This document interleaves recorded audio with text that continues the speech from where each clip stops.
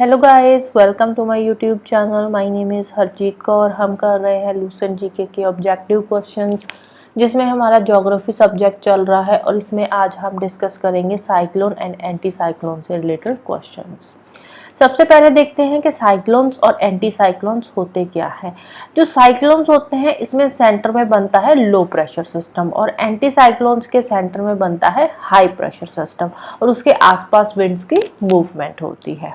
Right तो देखने में कुछ इस तरह का होता है। साइक्लोन्स में लो प्रेशर सिस्टम बनता है तो जो विंड्स होती है वो कन्वर्ज करती है मतलब ऊपर उठती है, तो ऊपर जाकर क्या होता है, क्लाउड फॉर्मेशन होती है। क्योंकि लो प्रेशर सिस्टम में वार्म विंड्स होती है, हवा गर्म होती है, तो ऊपर जाकर कंडेंसेशन होती है तो बादल बनते हैं। अब देखो क्लाउड फॉर्मेशन होएगी तो उसके बाद रेनफॉल होएगी, थंडरस्टॉर्म्स आएंगे। लेकिन एंटी साइक्लोन के केस में क्या होता है, हाई प्रेशर सिस्टम बनता है। हाई प्रेशर सिस्टम में जो हवा है वो डाइवर्ज करती है तो एंटी साइक्लोन के केस में जो वेदर होता है उसमें कोई ज्यादा चेंजेस नहीं होती और क्लियर स्काई होता है। राइट अब डायरेक्शन की बात करें तो साइक्लोन्स की नदर्न हेमिस्फीयर में डायरेक्शन होती है एंटी क्लॉकवाइज और सदर्न हेमिस्फीयर में इसकी डायरेक्शन होती है क्लॉकवाइज। राइट एंटी साइक्लोन के केस में उल्टा होता है, इसकी नदर्न हेमिस्फीयर में डायरेक्शन होती है क्लॉकवाइज और सदर्न हेमिस्फीयर में ये रहते हैं एंटी क्लॉकवाइज। राइट तो अब चलते हैं क्वेश्चंस पे। फर्स्ट क्वेश्चन क्या है, मिड लैटिट्यूड साइक्लोन्स। अब ये जो मिड लैटिट्यूड में साइक्लोन्स आते हैं ये कैसे होते हैं। Right they are formed in region of strong temperature contrast. देखो मिड लैटिट्यूड में क्या होता है, मिड लैटिट्यूड में एक तो ट्रॉपिक्स से जो हवा चलती है वो वार्म विंड्स होती है, ट्रॉपिक से ऊपर को वार्म विंड्स चलती है और पोलर एरिया से कोल्ड विंड्स चलती है। अब ये जो वार्म एंड कोल्ड विंड्स जब यहाँ पे मिलती है वहां पे साइक्लोन्स ओरिजिनेट होते हैं। तो यहाँ पे स्ट्रॉन्ग टेम्परेचर कंट्रास्ट देखने को मिलता है। एक तो पोलर एरियाज की तरफ से ठंडी हवाएं चलती है, दूसरा टॉपिक से गर्म हवाएं चलती है, जिससे बनते हैं मिड लैटिट्यूड साइक्लोन्स। तो ऑप्शन डी आ जाएगा इसका answer. Next, the tropical cyclones do not occur close to the equator. Equator के पास ट्रॉपिकल साइक्लोन्स क्यों नहीं अकर होते, क्योंकि इक्वेटर पे जो कोरियोलिस फोर्स होती है वो क्या होती है, जीरो होती है कोरियोलिस फोर्स, जिसकी वजह से इक्वेटर के पास ट्रॉपिकल साइक्लोन्स नहीं बनते due to weak Coriolis force. Next, temperate cyclone bring along with them. ये जो टेम्परेट साइक्लोन्स चलते हैं तो उस टाइम पे वेदर में क्या चेंजेस आती है, वेदर में माइल्ड रेनफॉल होती है along with temperate cyclones. Next, cyclonic rainfall largely occur in. Cyclonic rainfall कौन सी कंट्री में होती है इन चारों में से, तो आंसर है इंडिया में। वेस्ट बंगाल वाली साइड पे, बे ऑफ बंगाल में बहुत सारे साइक्लोन्स आते हैं, जिसकी वजह से वेस्ट बंगाल वाला जो एरिया है या उसके आसपास का जो एरिया है वहां पे साइक्लोनिक रेनफॉल अक्सर कर होती रहती है। Next, who introduced the term anti cyclone for the first time. Anti cyclone जो टर्म है ये किसने दी थी, ये दी थी एफ गॉल्टन ने। तो ऑप्शन सी है answer. Hurricanes are also called dash in Australia. अब ये जो साइक्लोन्स आते हैं ना इनका अलग अलग कंट्री में अलग अलग नाम है। जैसे ऑस्ट्रेलिया में इनको विली विली बोलते हैं, फिलीपाइंस में बैगुआ बोलते हैं, टाइफून ये इंडियन ओशियन में भी इसको बोला जाता है या अटलांटिक ओशियन में भी बोला जाता है। Right next, consider the following statements regarding general characteristics associated with tropical cyclones। तो ट्रॉपिकल साइक्लोन से रिलेटेड कुछ कंडीशंस दे रखी है तो हमने बताना है कौन सी सही है कौन सी गलत है। फर्स्ट क्या है, tropical cyclones move with very low velocity over the ocean but become strong while moving over the. अब देखो पहली बात ये है कि जो साइक्लोन्स होते हैं ना इनको एनर्जी मिलती है ओशन से, पानी से इनको एनर्जी मिलती है। तो अब अगर इनको ओशन से एनर्जी मिलती है तो ओशन पे इनकी वेलोसिटी ज्यादा होएगी, जैसे ही ये लैंड में एंटर करते हैं तो इनकी वेलोसिटी कम होती है और धीरे धीरे ये लैंड पे खत्म हो जाते हैं। तो ट्रॉपिकल साइक्लोन्स की जो ओशन पे वेलोसिटी है वो हाई होती है और लैंड पे लो होती है।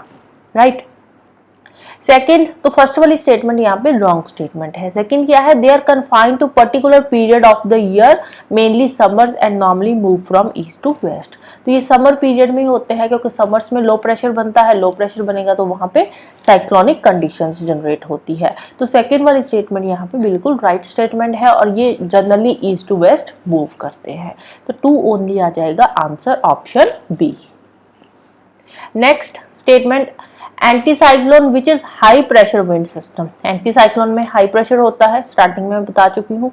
Does not bring about significant change in weather conditions. Anticyclone के केस में सेंटर में हाई प्रेशर सिस्टम होता है, तो ज्यादा कोई वेदर में चेंजेस नहीं आती, क्लियर स्काई रहता है। तो फर्स्ट वाली स्टेटमेंट राइट है। सेकेंड क्या है, the outward movement of wind from high pressure centre keeps limited scope for weather disturbance. अब देखो, हाई प्रेशर सिस्टम होता है जिसकी वजह से ज्यादा जो है वेदर कंडीशंस में चेंजेस नहीं आती, वेदर में कोई ज्यादा डिस्टर्बेंस नहीं आती। तो ये वाली स्टेटमेंट भी सही है। तो यहाँ पे दोनों की दोनों स्टेटमेंट्स ही सही है, बोथ 1 एंड 2 आ जाएगा answer. Next, which of the following statements are correct. Cyclone is a low pressure system. Cyclone के सेंटर में लो प्रेशर सिस्टम बनता है, तो बिल्कुल सही है। The wind movement is clockwise in cyclone of northern hemisphere. तो ये वाली स्टेटमेंट रॉन्ग है। नदर्न हेमिस्फीयर में जो साइक्लोन्स की डायरेक्शन होती है वो एंटी क्लॉकवाइज होती है, और सदर्न हेमिस्फीयर में क्लॉकवाइज होती है, राइट। तो 1 ओनली आ जाएगा answer option A. Next, the tropical cyclones of bay of Bengal are usually called. Bay of Bengal के जो ट्रॉपिकल साइक्लोन्स है उनको क्या बोलते हैं, typhoons. Next, which one of the following statement is correct. Hurricanes, hurricanes कहाँ पे फॉर्म होते हैं, एट द इक्वेटर। इक्वेटर पे ज्यादा साइक्लोन्स वगैरह आते नहीं है, क्योंकि कोरियोलिस फोर्स 0 होती है। Are not as large as tornadoes, ये भी रॉन्ग स्टेटमेंट है। Develop over warm ocean areas. तो हरिकेन्स कहाँ पे डेवलप होते हैं, यहाँ पे वार्म ओशियन एरियाज होते हैं, ओशियन गर्म होता है। तो क्योंकि अगर देखो, ओशियन का पानी अगर वार्म होएगा, थोड़ा टेम्परेचर उसका ज्यादा होएगा, तभी तो लो प्रेशर सिस्टम बनेगा। लो प्रेशर सिस्टम बनेगा तो हरिकेन्स ओरिजिनेट होंगे। तो ऑप्शन सी आ जाएगा इसका answer. Next, Greenland and Antarctica regions are permanent centres of thermal anticyclones. तो ये वाली स्टेटमेंट राइट है। फैक्ट है एक तरह का कि जो एंटीसाइक्लोन्स है वो कहाँ पे होते हैं, ग्रीनलैंड एंड अंटार्कटिका रीजन में अक्सर कराते रहते, एक परमानेंट सेंटर बन चुका है ग्रीनलैंड एंड अंटार्कटिका में। अब देखो होता क्या है, अगर हम ग्रीनलैंड की लोकेशन की बात करें तो ग्रीनलैंड कहाँ पे है, नॉर्थ अमेरिका में, बिल्कुल नदर्न हेमिस्फीयर में, नॉर्थ अमेरिका की राइट साइड पे आ जाता है ग्रीनलैंड। अंटार्कटिका कहाँ पे है, बिल्कुल साउथ पोल पे आ जाता है अंटार्कटिका। तो अब ये दोनों जो रीजन है ये कहाँ पे है, हाई प्रेशर एरियाज में है दोनों। तो हाई प्रेशर एरिया में है, इसीलिए यहाँ पे अक्सर कर एंटी साइक्लोन्स आते रहते हैं, कि परमानेंट सेंटर बन चुका है एंटी साइक्लोन्स का, राइट।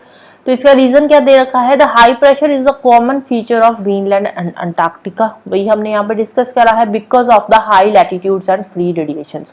क्योंकि दोनों हाई लैटिट्यूड पे है दोनों लोकेशंस, और वहां पे कोई सनलाइट भी नहीं पहुंचती, बहुत ज्यादा सोलर रेडिएशंस भी वहां पे पहुंचती नहीं है, जो भी होती है वर्टिकल पहुंचती है, डायरेक्ट सनलाइट वहां पे जाती ही नहीं है, इसीलिए हाई प्रेशर सिस्टम है। तो दोनों स्टेटमेंट्स यहाँ पे राइट है, and R is the correct explanation of A. Next, consider the following statements. A hurricane acquire its spin from the Coriolis force. Coriolis force की वजह से हरिकेन जो है वो स्पिन करता है, वो मूव होती है, ऐसे ऐसे उसकी मूवमेंट होती है।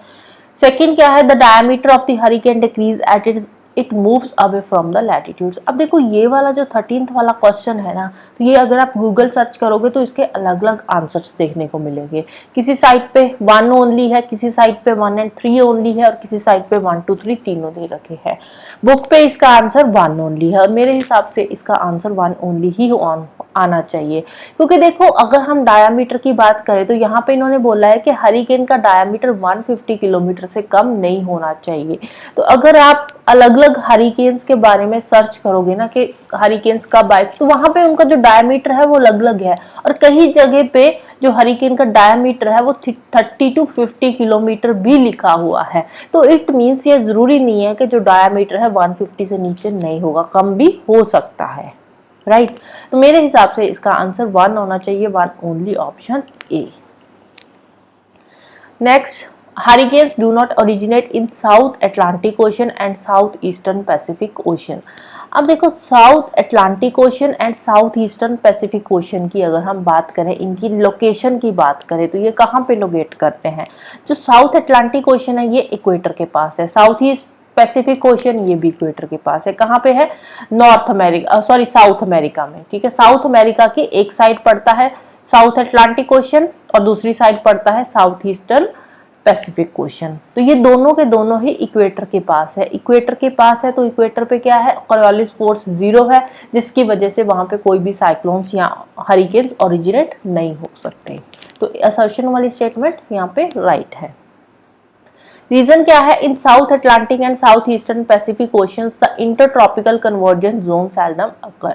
अब देखो इक्वेटर के पास है तो इंटरट्रॉपिकल कन्वर्जेंस जोन बन जाती है यहाँ पे ITC-Z। तो ITC-Z है यहाँ पे, इक्वेटर है, इट मींस इक्वेटर के आसपास वाले एरियाज में, या नियर इक्वेटर है, नियर इक्वेटर है तो यहाँ पे कोरियोलिस फोर्स 0 है, तो हरिकेन्स ओरिजिनेट होंगे ही नहीं। तो दोनों स्टेटमेंट्स यहाँ पे राइट स्टेटमेंट है and R is the correct explanation of A. Next, hurricanes are generally, hurricanes जो होते हैं ये ओशन में एक्टिव रहते हैं। लैंड पे जैसे ही एंटर करते हैं तो इनकी जो स्पीड है वो कम होती जाती है, और कॉन्टिनेंट के जैसे ही इंटीरियर में जाते हैं तो ये खत्म हो जाते हैं। तो hurricanes are generally active over the sea, तो ऑप्शन बी आ जाएगा answer. The cyclones of temperate latitudes differ from those of the tropics in a number of ways। अब देखो टेम्परेट साइक्लोन्स और ट्रॉपिकल साइक्लोन्स दोनों में बहुत सारे डिफरेंसेस है, ठीक है। अब उनमें से हमने बताना है इनमें से जो डिफरेंस दे रखा है कौन सा राइट है। तो इसका आएगा answer option B, they are caused by frontal system, क्योंकि जो टेम्परेट लैटिट्यूड्स वाले टेम्परेट साइक्लोन्स होते हैं वो फ्रंटल सिस्टम की वजह से बनते हैं, लेकिन ट्रॉपिक्स वाले जो साइक्लोन्स होते हैं वो फ्रंटल सिस्टम से नहीं बनते। वो लो प्रेशर वहां पे ट्रॉपिक्स पे ज्यादा होता है, इसी वजह से ट्रॉपिक्स में जो साइक्लोन्स है वो ओरिजिनेट होते हैं, right. Next, during the passage of tropical cyclone at sea coast the following atmospheric conditions are observed। तो इनको हमने सीक्वेंस में लगाना है, यहाँ पे जो कंडीशंस दे रखे हैं।